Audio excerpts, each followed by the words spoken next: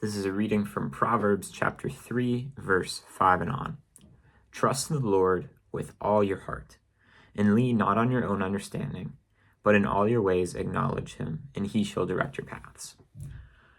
What I'm going to be talking about in this video is something I've struggled with immensely, literally over the past 3 to 4 years, and I only feel like in the past month, I've been making progress in this area, working on this. I genuinely wish 3 to 4 years ago, when I started looking into what we're going to be talking about in this video, someone banged over my head the lesson that I feel like I am just learning now. But alas, no one did that. So I am here, hopefully to serve someone or to give advice or point someone in the right direction who is, I guess, where I was when you're starting to, you're walking in your faith, you're Christian, you're Catholic, and you're starting to consume all this information, trying to improve yourself, but especially in terms of diet and exercise, especially optimal lifestyle, diet, exercise, sleep. In consuming that information, I've kind of confused myself, I've led myself astray, I've developed massive paralysis by analysis, and I just feel like now I am working out of that, and I've learned some principles that have helped me. That's what I'm hoping to pass along here. So we're going to be talking about optimal lifestyle, like Andrew Huberman, Chris Williamson, CEO morning routine, Joe Schmo's top 10 exercises, best bicep exercises for the long head, diet fads, yada yada. We're going to be talking about all of that. If you don't want to watch this video, and if you want to watch a quicker video, or if you want to watch another complimentary video to this too, I will be linking in the description a video by Stan Efferding, a fitness guy. It's called Rhino's Rants #1. It pretty much covers all of this, but a little more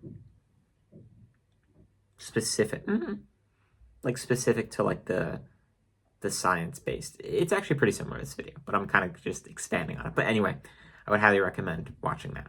So I was looking back at my YouTube watch history, which is actually really interesting. I wasn't going through the actual history because there's so many videos I've watched, but the liked videos are saved, which is really cool on YouTube. I would highly recommend doing that.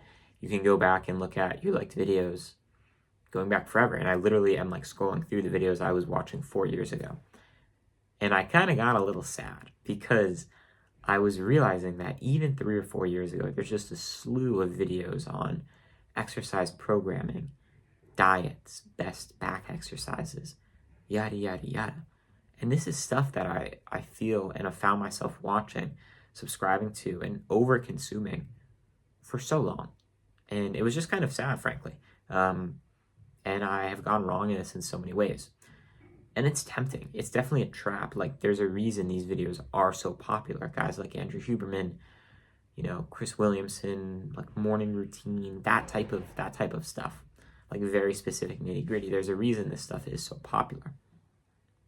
Now, the first point I want to make is the placebo effect. My girlfriend was bringing this up to me when I was talking to her about diet. And there's a study, or a collection of studies. There's a researcher, I learned about this in a psychology class, called Leah Crum. And one of her most famous studies was a milkshake study, where they literally gave 2 participants different milkshakes, right? One of them was a low-calorie health smoothie, and the other was labeled as indulgent vanilla shake, something like that. And they measured their body's responses to them. I think that one of the main things they measured was the blood sugar spike. And of course, the participants who had the unhealthy shake, it was wreaked more havoc, if you will, on their body. And the participants who had the healthy shake, they were more fine. The caveat was that it was exactly the same shake. It was exactly the same ingredients, macros, micros, same food, different labels. And the body literally responded to it differently based on what they were told, based on, obviously, they deceived the participants with the label, but that literally led to their bodies responding differently to the same food. That's crazy. There's another version of this experiment also where I believe, wait, give me one sec.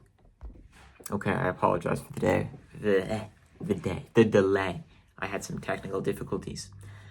Milkshake study. There was another version too, where it was, I think it was with house cleaners or room cleaners, and one group, they didn't do anything. In the other group, they told them like the benefits of what they're doing, like changing the sheets, walking around all day, and how that's good for your health.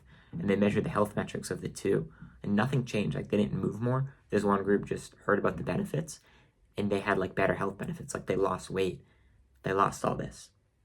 So why am I saying this? Why is this important? Well, the first thing you should be telling yourself if you're hearing this for the first time, and I'm kind of reminding myself about this, is like when you sit down to eat food, when you exercise, like tell yourself that you're treating your body good. You want to be like, this is a nutritious meal. This is going to fill me up and keep me full. Like when you're lifting weights, like this is growing, building muscle. Like believe what you're doing works, and it's more likely to work. This is crazy. What this also means is with diet and exercise, if someone tells you a specific diet works and you buy into it, like carnivore, paleo, vegan, whatever it may be, if someone says like you'll feel better from this diet and you believe them wholeheartedly and you follow that diet, you're probably going to feel better because you think it's better than what you're doing. But that is purely the placebo effect. And this is fascinating when we think about, like, I wish there's more studies on this in terms of exercise or lifting splits, health, sleep, whatever. When someone says something's good, they're charismatic and you believe them and then you do it, perhaps all of the benefit from that could literally be from the placebo effect. So that's the first thing to realize because so many people have so many good results from vastly different approaches to exercise, diet, fitness, like that, health stuff. You hear people proclaiming carnivore. They just eat meat. And you hear people like the Brian Johnson longevity dude, he eats no meat, and he has like allegedly the best health markers of anyone. But yet he looks healthy. Other people who just eat meat look healthy. What do I do? Just remember the placebo effect. And again, also the positive of that is telling yourself when you're sitting down to eat food or eating something like, hey, this is good for me. Next point, kind of two different points here, is this notion of individual differences. Other content we consume, like to learn, philosophy, faith content, history, you're learning facts, or you're learning how to debate about ideas. It's not so much stuff that you apply to your body and your physiology. And once it becomes stuff that you're applying to your physiology, it becomes infinitely more complicated, as there are vast original individual differences in all our bodies and how we're shaped from, our cells, our blood, our hormones, our genetics, whatever it may be. And with this, it makes perfect sense that person A will respond way differently to a certain meal than person B. And there are individual differences that we need to account for. You've probably heard this before, but just clarifying, just because it works for someone doesn't mean it's going to work for you. And the other point is I started like subscribing to this stuff when I was 18. I'm 22 now. Like my body's changed over 4 years. There's probably a good chance that certain things, certain methods I responded to better then and respond differently now. I imagine in 10, 20 years, it's going to be even more different than that. So your body changes. There's never just going to be one method, one diet, one food, one way of doing things in terms of stuff that, like health stuff that is affecting our physiology that will stick with us for the rest of our life. Well, in terms of like diet, like obviously stuff like sleep, you're always going to want to sleep. But like calories, lifting, recovery, that stuff changes a lot. And it's different person to person. Kind of building off of that, the next point is it's interesting in specifically diet and exercise stuff, specifically learning about that and the science-based stuff. You'll find a lot of better videos on this, but I guess in terms of lifting, or even in terms of diet, like we'll do lifting first. If you're administering like different variations or ways for people to lift, you're gonna get so much variation within that. Like, do this hard. Well, what does this hard mean? Like, is that 1 rep in reserve, 2 reps, all the way to failure? 2 people think that differently. They're approaching it differently. And again, building on what we talked about earlier, they have individual difference in genetics. So it's hard to pinpoint it down as an exact science. Further, in nutrition, a lot of these studies, it's self-reported what people are eating. People can lie. Like, these studies, they're not it is a science, but I don't know, it's hard for it to be specific. And even within the science, there's so much left unknown, specifically about like nutrition, how food impacts our body, these pathways. But it doesn't take a grand researcher to realize that people can find a study by someone with an MD that says anything about anything, really. Side effects of vitamin C, side effects of creatine, positive side effects, negative side effects, research that supports either of that. There is so much research. And again, people have talked about this point better than I have about like funding by companies with research to make a certain point. But the point is, just because something is in a published paper does not mean it will exactly impact your body the way that that published PubMed paper says. And again, it's cool and it's important to know the basics of food, of protein, of what a macro is. It's important to know what a bicep curl is. Is it important to know like the length tension relationship of biceps and like leaning cable curls versus incline curls for how many reps, how much reps in reserve, and then like, you know, the specific optimal timing to eat all your fats in your diet.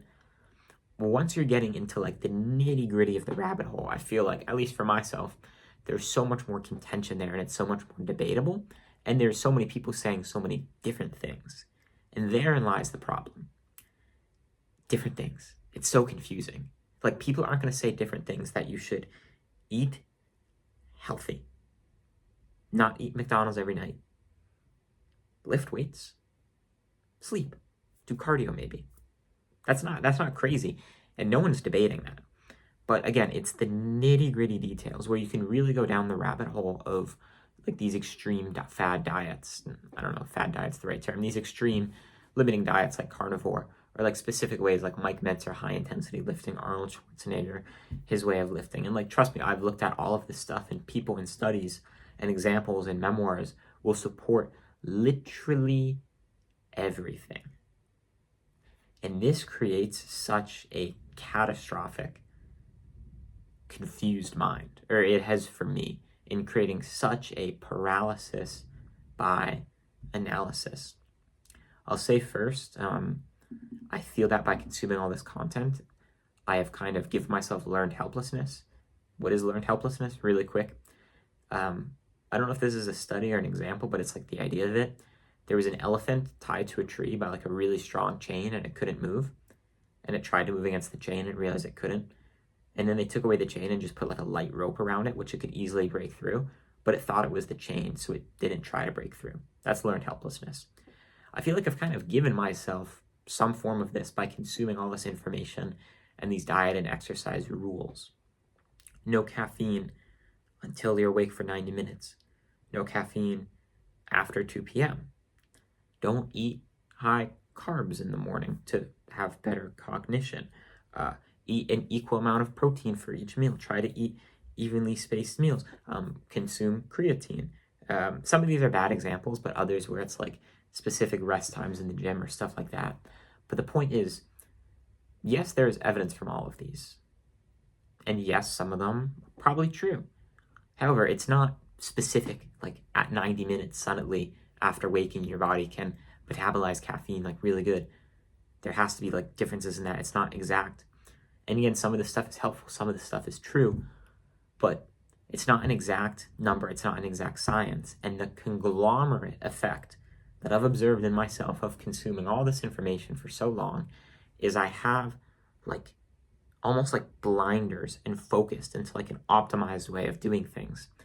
And it kind of becomes a like neurosis. It honestly feels like I've plagued myself where I'm going out to eat like, oh, I don't want to eat the processed carb, like I can't eat the bagel, like and yes, if I ate croissants every day for breakfast, it's not good, but the effect of all of this information consuming and brainwashing myself with it for so long has been just massive paralysis, massive decision fatigue, overthinking, and worrying about little things where I heard someone even saying, I don't know if this is true, again, it's the science, that the stress about like trying to eat healthy and eat food is almost, or eat good food, the stress from that and trying to do it perfect is like as bad, if not worse, as just eating whatever. So that's some food for thought. But that's just one effect, like these rules that are constantly on my mind about health, diet, and exercise. I'll say more about the paralysis by analysis in a sec, but I do want to say, interesting, again, my girlfriend was saying this, how, and I kind of alluded to this earlier, consuming this diet, exercise, we'll call it health information, is really different than consuming other information online. Again, because it's stuff that we're applying to our bodies, it's different than stuff that we're applying to our minds or even to improve our faith life. I guess we'll use learning about religion as an example. What did Jesus say in the Bible? Like, what did he mean by this? Or learning about, again, I'm Catholic. If you're Christian, become Catholic. I would highly recommend it. Shameless plug. Catholic faith it's great. I'll be talking about that a lot more. But like learning about, I don't know, Christianity or something, about like the history of it, like this happened. This is the lesson from that. This is like what it means in your life. Yes, there's going to be different opinions about, what exactly Jesus said in the Bible. What does this mean? But this other information, like math or learning or something about that, you're not applying it to your body. It's not like cycling through this thing with the placebo and with the change. And again, there is debate. There are subjective opinions about what exactly Jesus said. But there is a sense of a clearer truth of like, this happened in history. This means this. I'm kind of not wording this well. Give me a second. Let me see if I can say it better. It's almost like there's more clear truths, and there's not as much conflicting information. Like reading a life of the saint to grow in virtue. You can read 5 lives of the saint. They're not going to be that conflicting of like what they did and what their goals and what their ideals were. Whereas 5 videos of the best way to lift weights, you're going to get a lot of differences, and that is going to confuse your mind terribly. And again, especially in terms of faith, there is, again, Catholic Christians, there is a clear truth. Jesus is the way, the truth, and the life. There is clear, objective truth there, and it's not being filtered through our physiology, and it's a lot easier to, I guess, not be fluttered down or kerfunkled in your mind by that. It's not as easy to overconsume, and it's not stuff we're applying to habits like exercise, which can be so varied in how they affect us. But back to specifically the problem with the diet and exercise stuff is there are so many experts and there's so many claims. And again, it's about these nitty gritty where people will say different things, but they have evidence for both. And then you want to find a middle ground, and then you want to compare, Mike Mentzer training versus Arnold training. And that just leads you to so much confusion. And you're confused, so what do you want to do? You want to consume more of the information. And I find in myself, this puts me in literally like a schizophrenic, like ADHD type of vibe, where like I'm watching videos at 1.5 times speed, reading the comments to get like Joe Schmo's top 10 exercises, consulting with what this guy says, what this guy says, what this guy says. This is specific to the health, diet, and exercise stuff. I don't think I worded it what I was trying to say earlier well about comparing it to learning about history or Christianity or something like that, or philosophy. But you can just kind of see how they are different, even if I can't exactly word it well. And yeah, all of this just makes you want to consume more information, just gets your ADHD about it. And then in my case, you're changing, which is like, so you're not actually experimenting on yourself because you're only sticking with a lifting split or exercises for 2 weeks. And then you change to something else. You're trying eating this way for a day, and then you change to something else. And it prevents you from experimenting on yourself. I honestly feel like an idiot where I, for so long, have been trying to figure out like lifting, volume, sets, reps, how much to do. And I've had this idea in my head so long. For a month, do high reps. For a month, do low reps. I've never done that. I've switched stuff up and tried stuff so much, but I've never been bold, courageous, or just like not consuming as much information to actually run these experiments on myself. But that is the way that we can learn this stuff. And that's what I'm trying to do more now in terms of diet, like trying to eat relatively similar things the same day and then adding in a different food, seeing how my body responds to that, seeing how I feel. Does it give me energy? Do I feel bleh? What happens? Do I poop my pants after? You get the idea. But in consuming so much information online, we're outsourcing everything and our trial and error and our experiment on ourselves to other random, qualified, MD, science-based, optimal information online, and we never actually do what matters, which is test it on ourselves. Like it's a hilariously sad conundrum.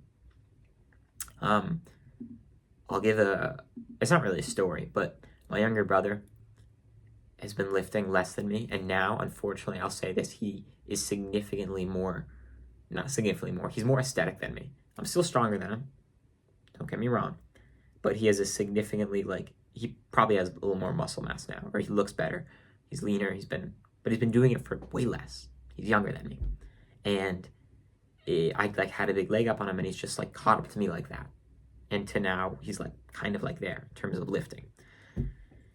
And it's so funny that sometimes I would criticize him. I'm like, oh, bro, what do you watch on YouTube? You don't watch Jeff Nipard, you don't watch the stuff to learn.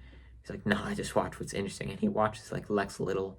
He sent himself watching the Trent twins in class the other day, and his split is whatever's not sore. Sometimes he'll do some more specific stuff, but he doesn't overconsume the information. He's not neurotically splitting stuff up. He's just consistently been doing what he sees works for him, not switching up. And he's consuming this fitness content online, the vlog stuff, for entertainment, not education. I've talked about that in some other videos. That's kind of the approach I've gleaned now, where once you understand the basics, which could literally be just a 2-hour podcast from Modern Wisdom, Chris Williamson. He interviews some exercise people and asks them the basics. Once you hear that, lift, eat, protein, sleep, you have an idea of some exercises, run with it and be consistent. I'll tell you firsthand, switching stuff up every 2 weeks, every month, every 2 months does not work. Does not work very well. And it is just a bad rabbit hole to go down, constantly consuming best bicep exercises, constantly looking, searching for something new, something to work. It's just not the way to do it. So yeah, once you kind of have those basics ideas down with the fitness stuff, it may be interesting, but position yourself as consuming it for entertaining, because it can be entertaining, the Will Tennyson videos I really like, but entertainment, not education. Try to educate yourself in things different than health and lifestyle all that much, or if you are doing it in health, wellness, diet, nutrition, be careful. just be careful. I hope this video helps. I hope someone somewhere took something away from this and doesn't go down the path I went down. Choose something, try it out on yourself, be consistent. Don't overconsume educational content. The entertainment stuff is great. Try it on yourself. See what works. Live your life, and don't be bogged down by the internet and this optimal diet nutrition stuff. That's the video. I hope this helps. God bless.